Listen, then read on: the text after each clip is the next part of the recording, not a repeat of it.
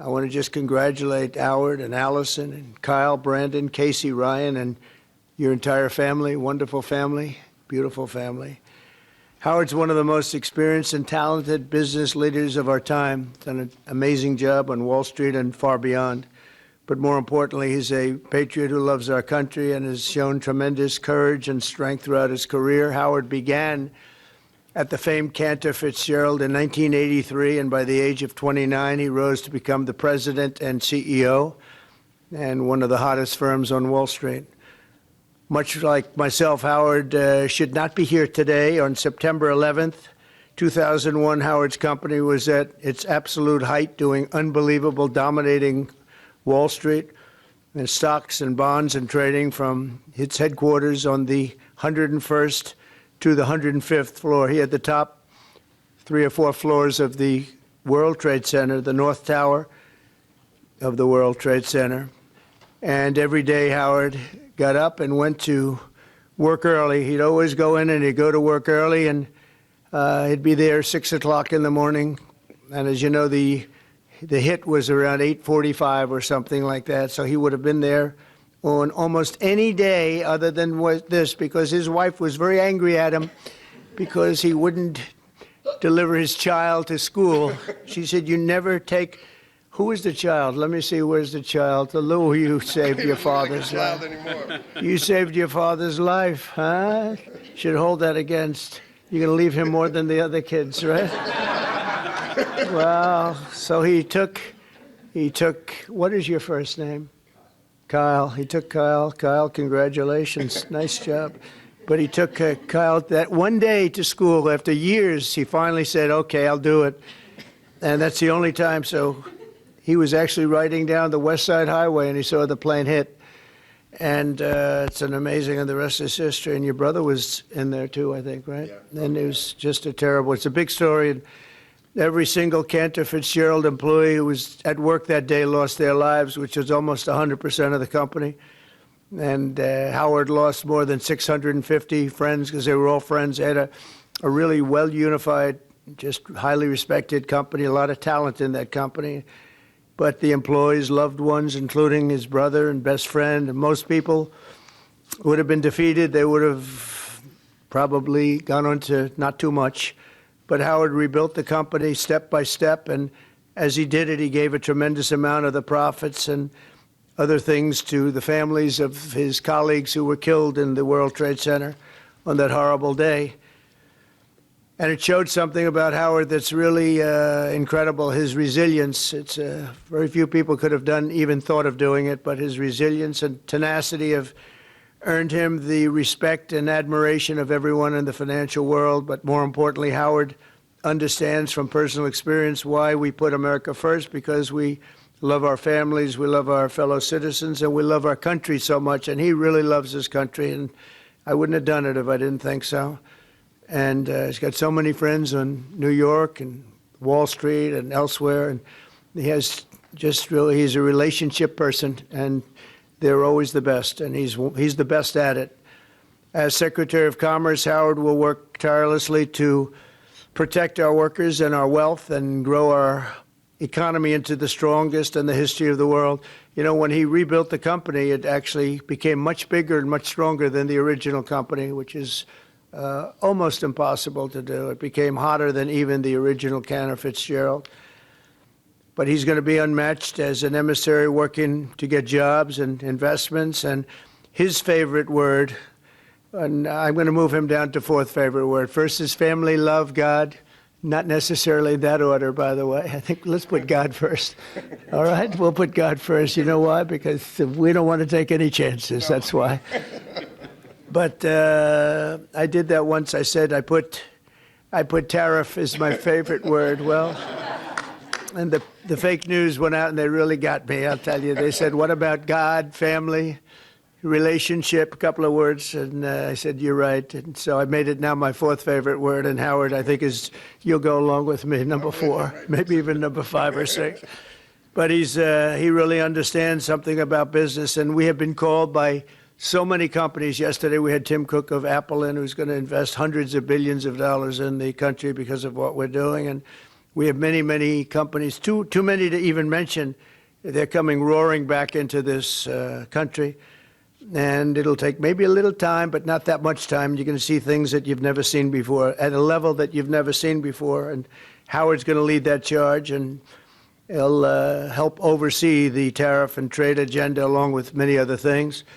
We'll soon impose reciprocal tariffs because that means they charge us, we charge them. It's very simple. Whatever a company or a country such as, let's say, India or China or any of them, whatever they charge, we want to be fair. So reciprocal. Reciprocal meaning they charge us, we charge them.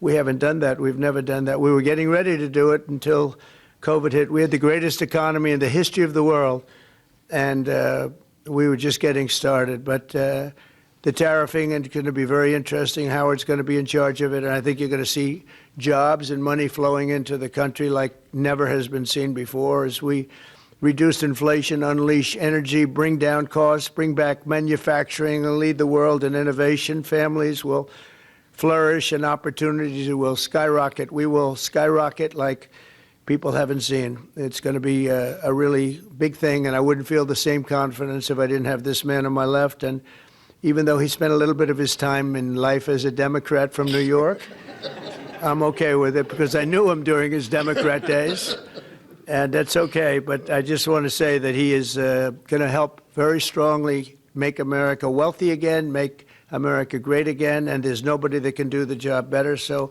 Mr. Secretary of Commerce, I just welcome you aboard. There's nothing you can do so big as this. There is no deal you can do that's bigger. Every deal. That's why you can never go back into business because it seems like small potatoes, no matter how big it is, including even Cantor Fitzgerald. It's all small potatoes compared to what we're doing now. So it's a great honor to have you and your family aboard. Thank you very much, and thank you very much in particular. Thank you very much. Thank you.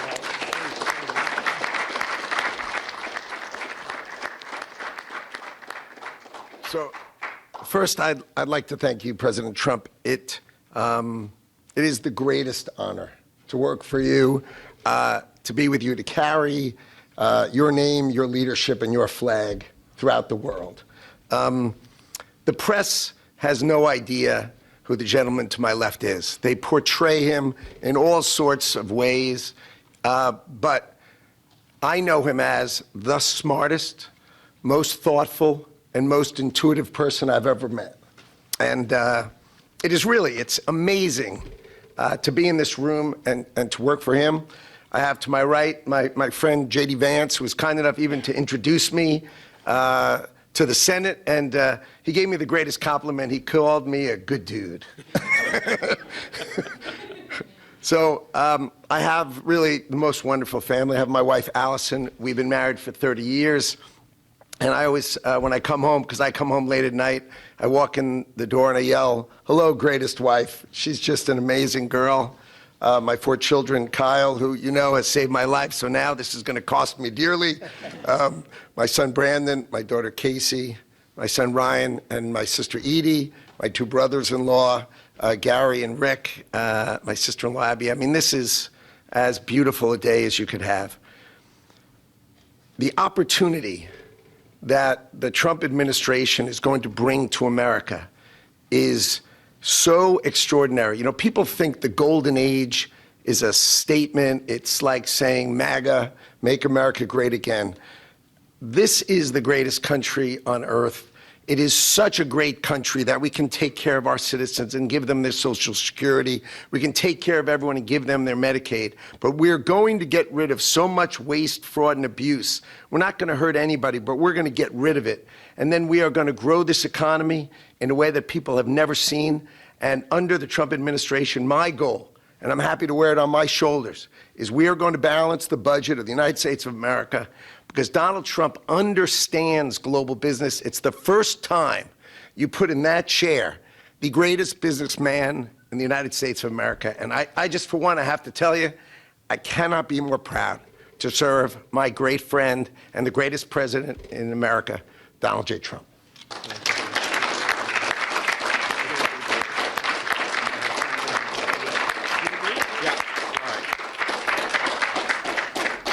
So now we get to swear Howard in. Now we need the actual. We need to sign the commission first. sign the commission first, okay? Mr. President, we're going to sign the commission first. I can't swear him in, I guess, until you sign the commission. Yes, sir.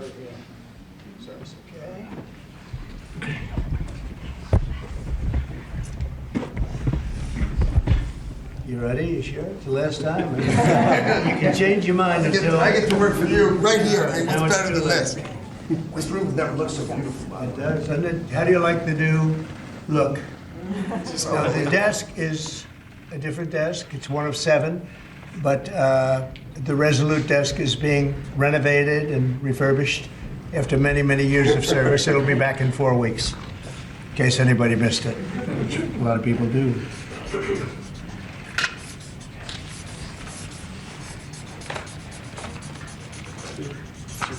Okay, Howard, you're in.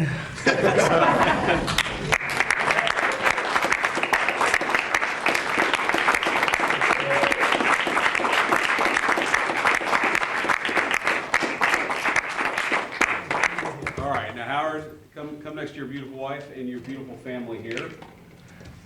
Put your hand on the Bible, raise your right hand, and repeat after me. I, Howard Lutnick, I, Howard Lutnick, do solemnly swear do solemnly swear that I will support and defend the Constitution of the United States that I will support and defend the Constitution of the United States against all enemies, foreign and domestic, against all enemies, foreign and domestic, that I will bear true faith and allegiance to the same, and I will bear truth, faith, and allegiance to the same. that I take this obligation freely, I will take this obligation freely, without any mental reservation without any mental reservation or purpose of evasion, or purpose of evasion, and that I will well and faithfully discharge and I will well and faithfully discharge the duties of the office on which I am about to enter. the duties of the office in which I am about to enter. So help you God. So help me God. Congratulations, Mr. Secretary.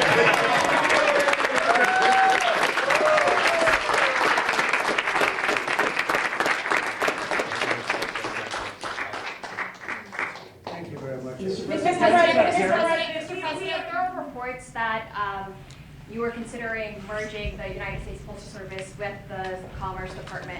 Can you elaborate on if this is something you're Well, considering? we want to have a post office that works well and doesn't lose massive amounts of money. And we're thinking about doing that, and it'll be a form of a merger, but it'll remain the Postal Service, and I think it'll operate a lot better than it has been over the years. It's been just a tremendous loser for this country. Tremendous amounts of money are being lost, and we think we can do something that'll be very good and keep it a very similar way, but whether it's a merger or just using some of the very talented people that we have elsewhere so it doesn't lose so much. It's losing a tremendous amount of money. Mr. President, some members of Congress in red districts are facing pushback from voters in town halls. We know that Americans voted for you on the immigration and the economy, but these voters say they're angry and frustrated by these firings. They don't like the work of Elon Musk and these other actions. What do you say to them? Who do you work for? I work for ABC News, sir. Who? ABC News. No wonder. Let me just tell you that I have today the highest poll numbers I've ever had. I have today the highest poll numbers of any Republican president ever. We haven't even checked the Democrats, but that's what I was just told. And they like the job that we're doing. They like the job that Elon's doing. He's doing something that a lot of people wouldn't have the courage to do. We want to streamline our country. We want to streamline, because you know why? Because we want our country to survive and thrive. And we're finding billions and billions of dollars of waste, fraud, and abuse. Billions, and I mean numbers like you wouldn't believe, and we haven't even started yet. So it's actually just the opposite. We've polled it, and people are thrilled. They can't even believe it's happening. And it won't affect many people. It'll only affect the people that get caught stealing. The waste, fraud, and abuse is at a level like nobody's ever seen. It's been going on for years. And all you have to do is look at the Social Security rolls, look at some of the things, look at where the money is going. The Attorney General's looking into something, environmental protection, $20 billion.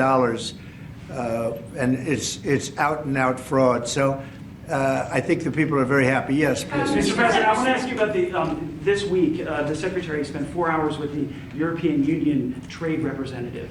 The European Union has signaled that they would lower tariffs and do a trade deal with the United States. Yeah, the European Union wants to come back. They've treated us very badly, and the European Union wants to lower their tariffs because of the fact we were paying a fortune of tariffs. We couldn't sell a car there. We couldn't sell our farm products there. They wouldn't take anything. Now all of a sudden they're being very nice, and that's going to happen with a lot of others too. The European Union is wanting to lower its barriers at very low levels. They want to now bring their car number, which was extremely high, down to 2.5%, which is the same thing that we charge. That's reciprocal. See, that's what is happening, reciprocal. And I think it's a big start in the right direction with the European Union. This week you called President Zelensky of Ukraine a dictator. Do you think that President Putin of Russia is also a dictator? I think that President Putin and President Zelensky are going to have to get together because you know what? We want to stop killing millions of people. You have young soldiers being killed. If you saw the pictures that I saw of the battlefield from satellite, you've never seen any pictures like that. Soldiers are being killed by the thousands a week, thousands of soldiers a week. As we speak, they're being killed. That's why I want to see a ceasefire and I want to get the deal done. I think we have a chance to get the deal done. I had to make sure that Russia wanted to do it. It's a war that would have never happened if I was president, but it did happen. So I got stuck with it, and I want to stop people from being killed. You know, it doesn't affect the United States very much. It's on the other side of the ocean. It does affect Europe, and we've put in 3 times more money. We're in for $300 billion. They're in for $100 billion. And, you know, Europe is also doing it in the form of a loan. Biden just gave them money. There was no loan. There was no security. There was no anything. So we're going to either sign a deal or there's going to be a lot of problems with them. So we're going to sign a deal to get security because we have to do that. We're spending our treasure. They're spending their blood. They are. And they're very brave in, you know, in every way you can imagine. But we are spending our treasure on a country that's very, very far away. And it's okay. But we have to be treated the same as Europe is being treated. Europe gets their money back. Europe is basically giving nothing because they get it back in the form of a loan, and it's a guaranteed loan. We don't get our money back, and we're losing. I mean, we don't want to do that anymore. So we're signing an agreement, hopefully in the next fairly short period of time, that will assure us that we'll get $400 or $500 billion back. We're in there for $300 billion. Now, one other thing. Europe is at 100. We're at 300. We think it has to equalize. In other words, they have to come up with more money because it has a big effect in Europe. It doesn't have much of an effect on us because we have a big, beautiful ocean in between. But it does affect. And Biden should have never gotten us into this mess. We had an incompetent president who got us into a mess. But we're going to get you out of it. The same thing in the Middle East. We're going to have some good news in the Middle East. What happened yesterday, the sight of those babies was not acceptable to anybody. Nobody's seen anything like it. Mr. President, are you going to Moscow? There's a report out of France that you're going to Moscow on May 9th. No, I'm to not. join President Putin. I'm not. And then if I could, sir, just ask you about Kash Patel, who's going to be sworn in soon as your FBI director. Talk to us about your reaction to him getting sworn in and the fact that many agents across the country are concerned that they will be fired en masse for simply just doing their jobs. No, I think the agents are very happy about Kash. In fact, the agents led the charge for Kash. One of the reasons I loved Kash and wanted to put him in is because of the respect the agents had for him. I think he'll go down as the best ever at that position. And it turned out he was very easy to get approved. You know, I was not sure. He's a tough guy, strong guy. He has his opinions, and I wasn't sure. He turned out to be he went very smoothly. I don't know if he's in the room now. He's going to be in the room very shortly. Where is he? Oh, good. I'm saying the right thing. I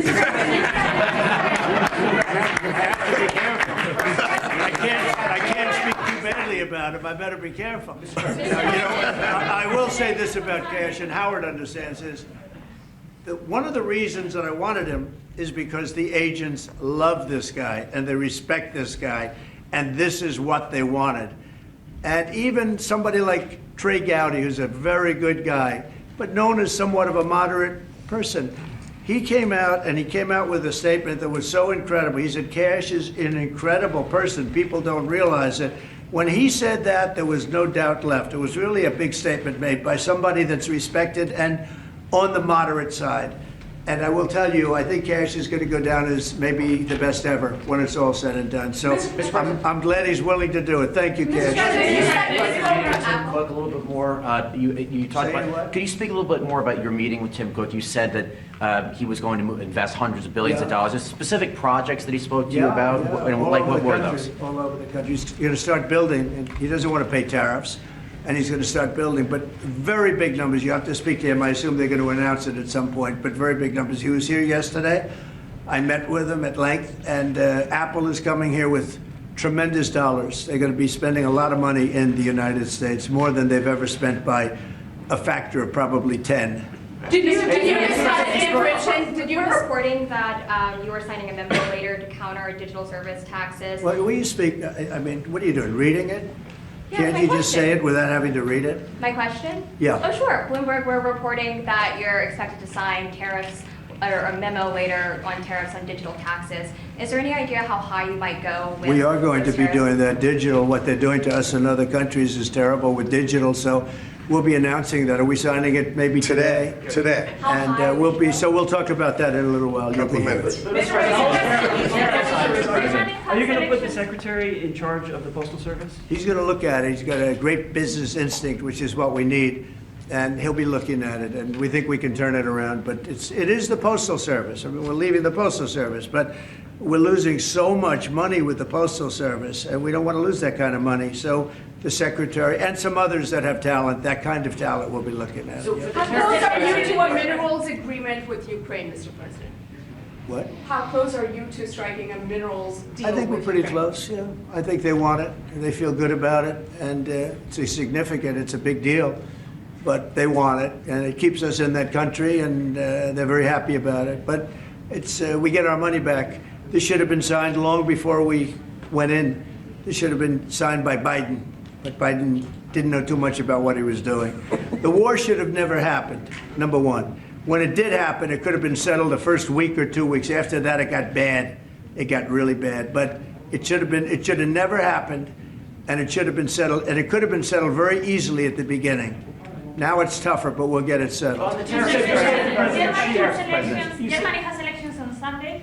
What are your thoughts? What do you expect to happen in the elections on Sunday? Who has Germany? elections? Germany. Oh, Germany. I wish them luck. We got our own problems. Bye, everybody. Thank you very much. Thank you. Thank you, Press. We got our own problems.